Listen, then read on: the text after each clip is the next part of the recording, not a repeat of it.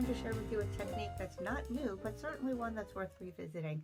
It's called triple layer stamping, where you're going to stamp 3 layers at one time to get this beautiful look. Once you mat it in between, you don't see those little spaces where the ink didn't get to. So I'll show you the technique, and I'll show you many different other samples that you can do with this. So stay tuned to the very end so that you don't miss out on a thing. Don't forget to visit stampwithlorraine.com for more information. And if you like this video, don't forget to give me a thumbs up down below. Okay, let's get stamping. Basically, you're just going to be stamping as if it's one layer, and then we'll put it all together. So let me show you how that's done. So we have a card base, and we have 3 pieces that we're going to be stamping on to match our card base. So I chose white. You can use vanilla if you like. And I'll tell you the measurements as we go along. And then you have 3 pieces of a color or a neutral or whatever that you would like to mat them with. So we have the card base at 5.5 by 8.5, scored at 4 1/4. And then we have a colored piece that will go next at 5 1/4 by 4. And then the white piece that would go on top of that is 5 by 3 3/4. Okay, this is why I typed it all up for you, because there are a lot.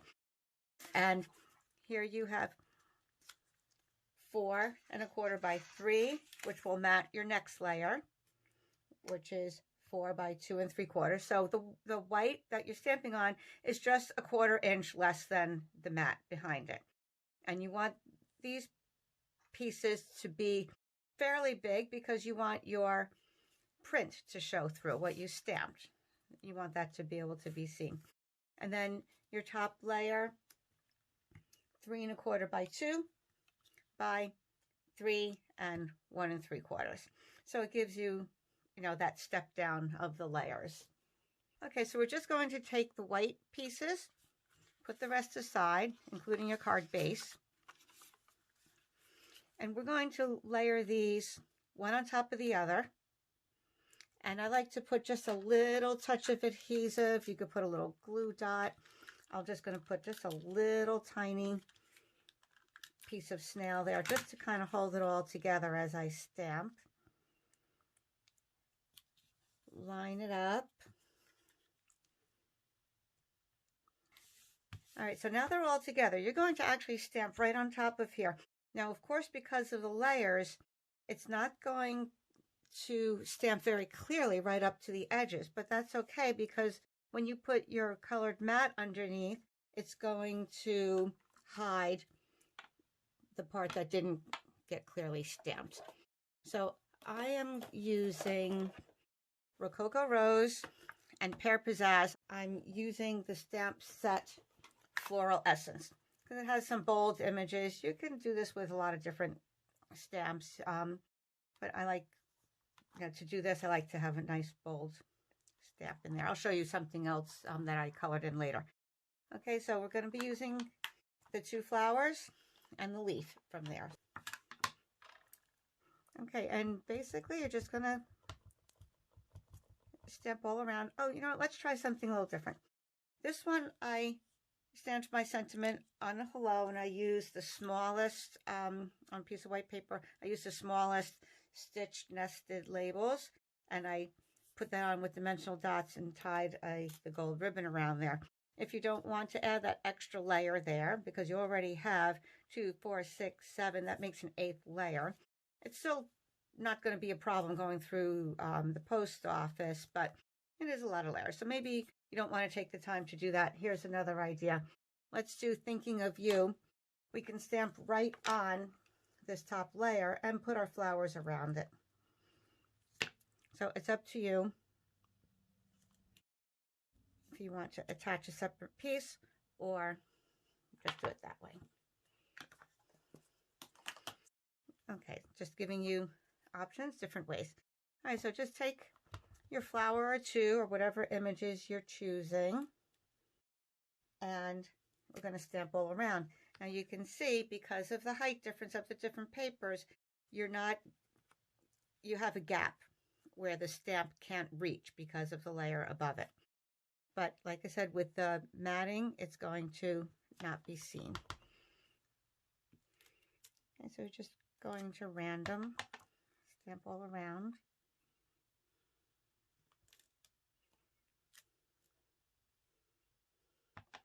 And this one, maybe I'll just do a little bit less, rather than just for a different look, rather than covering every piece of it like I did on the other one. Let's do some small flowers.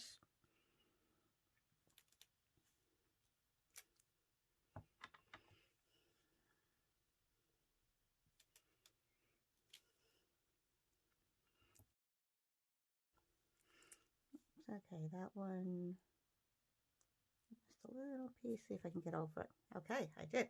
One great thing about the photopolymer, you can see what's under there. All right, I'm just going to leave it like that. I'm not going to cover it as much as I did the other one, just for a different look. Let's do the pear pizzazz. Now, on this one, I don't want this long stem. I want these leaves to go right up against the flower. So I'm going to just ink the leaves and leave the stem. So I'm just going to keep that part off of my ink pen. Just my personal preference, so I can get those leaves closer to the flower.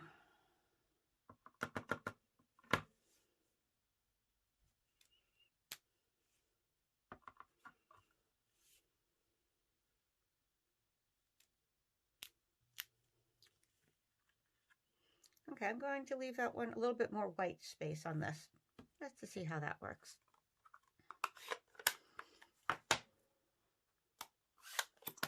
And then you just have to layer it all together. So the stamping part isn't a lot. As you know, on this one, it's the cutting. But one thing you can do is have a bunch of these when you're cutting them. Cut a bunch of them to make some sets, and then just go at it with your stamps. And that way they're ready to go, and you can whip out some cards another time. I like to sometimes just have some cutting time, whether it's while I'm watching TV or just while I have my trimmer out and my chopper, and just kind of prepare some pieces for when I'm ready to stamp. Oh, I put the glue on here. I forgot my rule to cut out some pieces. I meant to punch some shapes out of here because this part isn't going to be seen. But you can remember to do that another time, perhaps.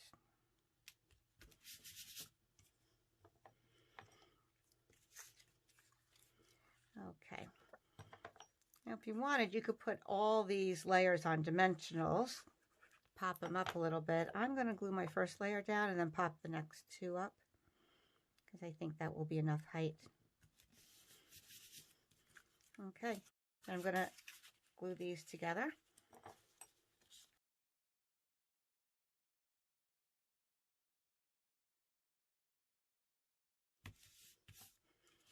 Okay, and then when you put them on top of each other, it looks like the images are continuing without interruption, because that mat will then hide your imperfections there.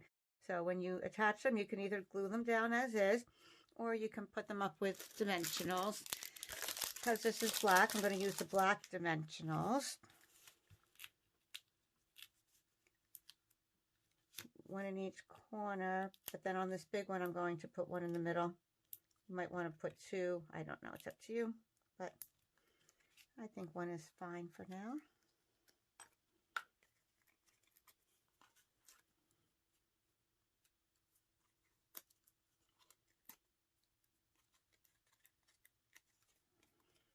Make sure you have it in the right direction. If you have it another way, it's not going to line up, and you're going to miss that concept of it all being one picture, one piece. Okay, and then I'll put some on here. 4 will be fine on this piece, I believe.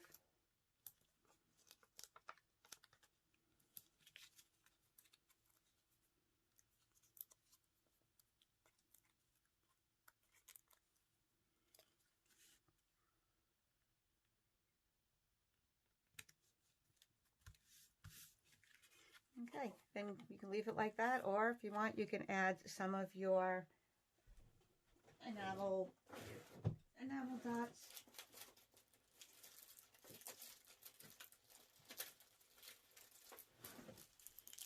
I'm going to use a couple of the matte black dots from the mini catalog. The other one I put a gold twine on there.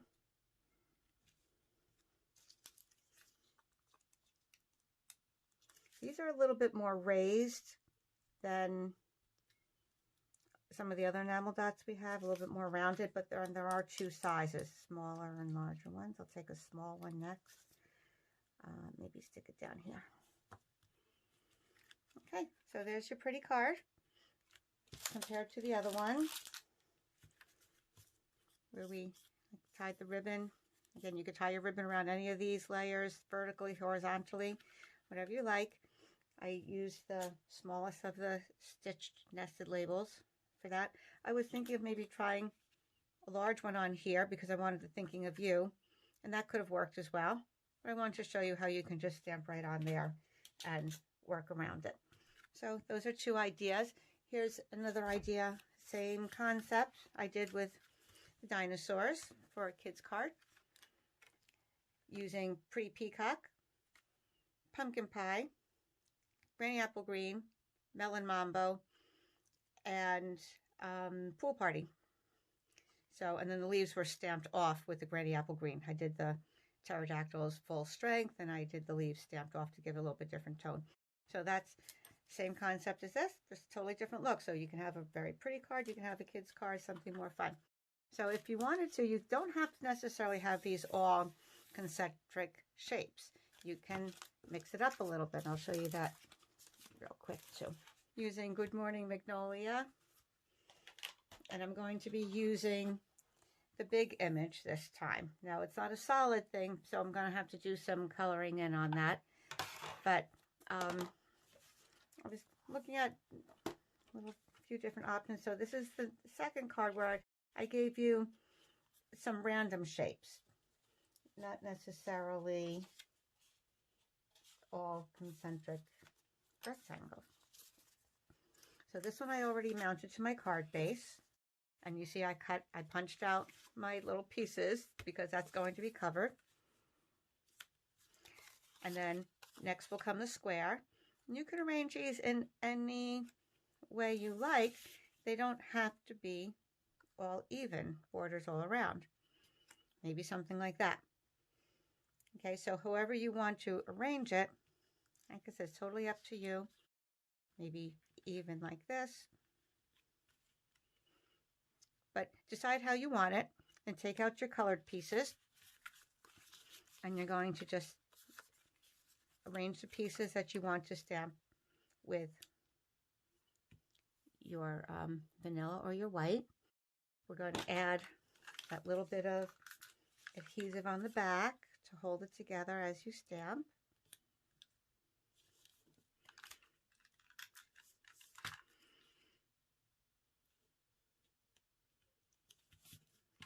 Okay, oh, that one could use a little more perhaps. That's going to be glued down anyway, so it's okay if it's a little sticky when you pull it up. It's not going to matter. Okay, so I'm going to be using a big magnolia flower. So I wanted to make sure, because it's more of a line art kind of a thing, I wanted to use my Stamparatus. Okay, so I've attached both the flower and the hello on here. I arranged it in a place that I would like it to be. That was for my other card. I had this a little bit lower.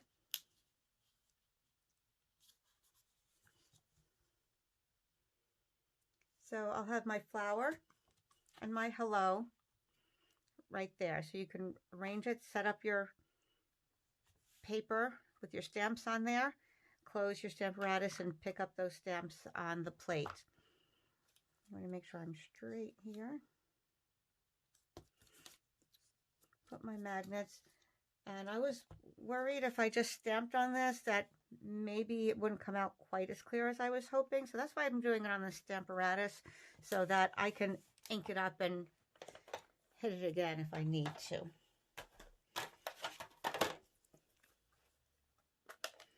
But certainly if you're doing a single stamp like with the other flowers, you could go around that pretty easily. I just didn't want to take any chances with this. Okay, so I'm inking that up. Here's a little hint when you're inking up things on your Stamparatus. Put ink pad or a stamp case underneath to make it nice and even and secure. Otherwise, you're kind of working at an angle. Now this is tilted down a little bit. It's a little easier if something's propping it up.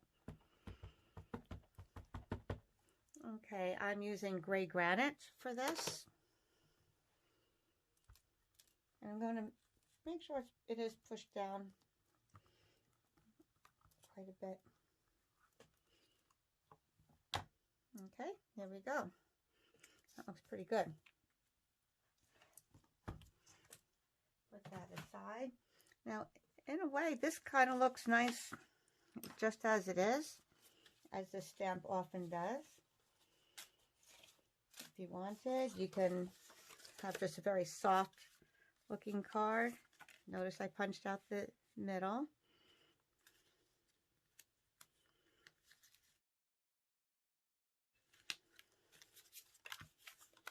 Do your layers just like this. And you have a very soft, simple little card that all you need to do is stamp once. Or you can color it in like I did here. And I was playing around. I didn't know what color background I like, so I cut a few of them. And what I don't use for this one, I'll use on the next one. Let's first see what it looks like with the one that I colored with my Stampin' Blends. This is with the gray granite background. Again, make sure you are lining up your picture so it looks like one.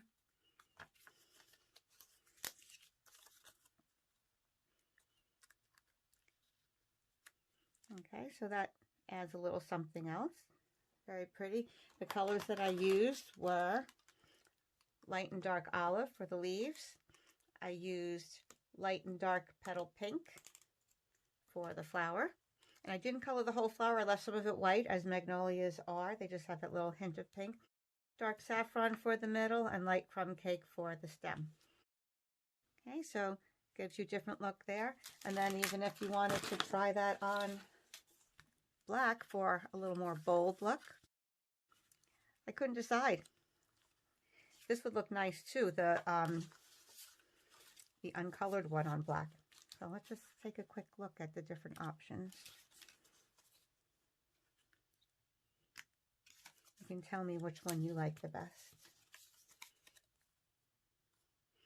I like them all. I really do. Okay, it's not all totally lined up, but you get the idea, right? So there's that one. Now let's just take a look at the one that's not colored with the black background.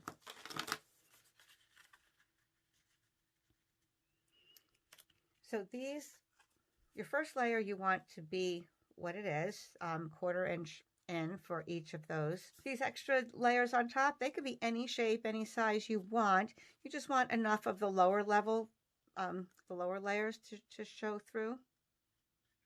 There we go. And that looks kind of cool too.